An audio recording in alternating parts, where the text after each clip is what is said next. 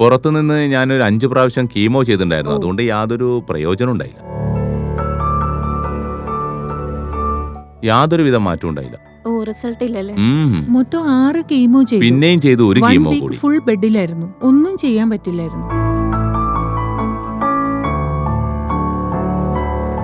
ഫേസ്ബുക്കിലാണ് ഇതിനെ കുറിച്ച് കണ്ടത്. കർണാടകത്തിൽ നിന്ന് ഒരുപാട് ആൾക്കാർ വരുന്നുണ്ടല്ലോ, അവരൊക്കെ നല്ലതാണെന്ന് പറഞ്ഞു എന്നോട്. അതുകൊണ്ടാ വന്നത്.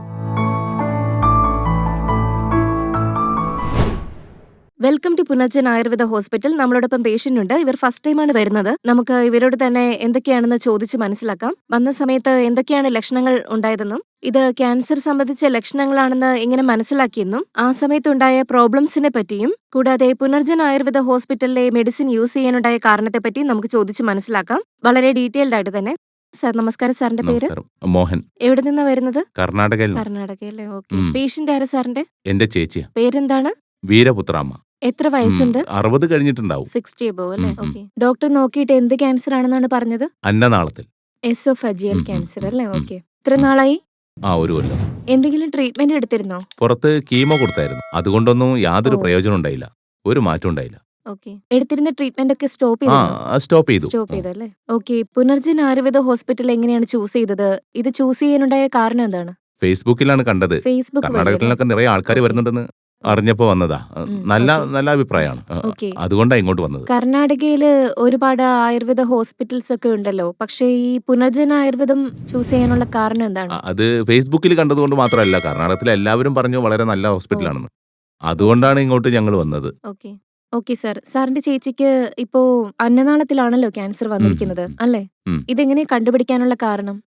ഡോക്ടേഴ്സ് പറയാറില്ല ഈ ഗ്യാസ് ട്രബിൾ ആണെന്നൊക്കെ. ഗ്യാസ് അധികമായിട്ട് അൾസർ വന്നു എന്നൊക്കെ. അന്നനാളത്തിലെ അൾസർ വന്നല്ലേ? അപ്പോ ഭക്ഷണം കഴിക്കുന്നതിന് സമയത്തിന് ആഹാരം കഴിക്കാറില്ലല്ലോ, അതുകൊണ്ടാണ് ഇങ്ങനെയൊക്കെ വന്നത്.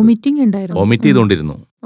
ആഹാരം സമയത്തിന് കഴിക്കില്ലായിരുന്നു. അതുകൊണ്ടാണ് ഇങ്ങനെയൊക്കെ വന്നത്. സാറിന്റെ സിസ്റ്റർ എന്താ ചെയ്യുന്നത്? സിസ്റ്റർ വീട്ടിൽ തന്നെയാണ്, ഹൗസ് വൈഫ് ആണല്ലേ? ചേച്ചിയുടെ ഹസ്ബൻഡോ? ആൾക്ക് ബിസിനസ്സാ. ഓക്കെ. സോ ഇപ്പോ ഡോക്ടർ ലാസ്റ്റ് എന്താ പറഞ്ഞത്? കീമോയും റേഡിയേഷനൊക്കെ കൊടുത്തിരുന്നല്ലോ, അത് കഴിഞ്ഞിട്ട് സർജറിയോ അങ്ങനെ എന്തെങ്കിലും പറഞ്ഞിരുന്നോ ഡോക്ടർ? വേറൊന്നും പറഞ്ഞില്ല. ഈ കീമോ മാത്രമാണ് ഇതിനൊരു പരിഹാരം എന്ന് പറഞ്ഞത്. എന്നിട്ടും ഒരു മാറ്റം ഉണ്ടായില്ല. റിസൾട്ട് ഇല്ലല്ലേ? എന്തെങ്കിലും കഴിച്ച അപ്പൊ തന്നെ ഛർദിച്ചുകൊണ്ടേയിരുന്നു എപ്പോഴും. ഒരാഴ്ച ഒന്നും കഴിച്ചിട്ടില്ല, ഫുൾ ഛർദിലായിരുന്നു. ആഹാരം ഒന്നും കഴിക്കുന്നുണ്ടായിരുന്നു. ഒന്നും കഴിക്കാൻ പറ്റില്ലായിരുന്നല്ലേ? ആദ്യം ഒരു 6 സൈക്കിൾസ് ചെയ്യണമെന്ന് പറഞ്ഞായിരുന്നു കീമോ. മറ്റതെല്ലാം 6 മാസത്തിന് ശേഷമായിരുന്നു. അത് കഴിഞ്ഞ് വീണ്ടും ഒരു കീമോ കൊടുത്തു.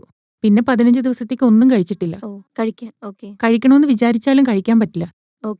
വാക്കിംഗ് ഒക്കെ ചെയ്യാൻ പറ്റുന്നുണ്ടോ സർ? നടത്തം എല്ലാം ഉണ്ട്, പക്ഷെ പഴയതുപോലെ ഇല്ല. ഓക്കെ, ശരി സർ. ഇപ്പോ ഫസ്റ്റ് ടൈം ആണല്ലോ ഇവിടേക്ക് വരുന്നത്. ഫാമിലി ഹിസ്റ്ററി ഇല്ലല്ലോ, അപ്പോ എങ്ങനെ ഇത് വന്നതെന്ന് ഐഡന്റിഫൈ ചെയ്യാൻ പറ്റില്ല. സോ കൺഫേം ചെയ്തതിന് ശേഷം മെഡിസിൻ എടുത്തോളൂ. അത് കഴിച്ചതിന് ശേഷം ഡോക്ടർ പറഞ്ഞതുപോലെ തന്നെ ഫോളോ ചെയ്തോളൂ. നല്ല റിസൾട്ട് കിട്ടിയതിന് ശേഷം നമുക്ക് വീഡിയോയിൽ വീണ്ടും കാണാം. Okay, thank you.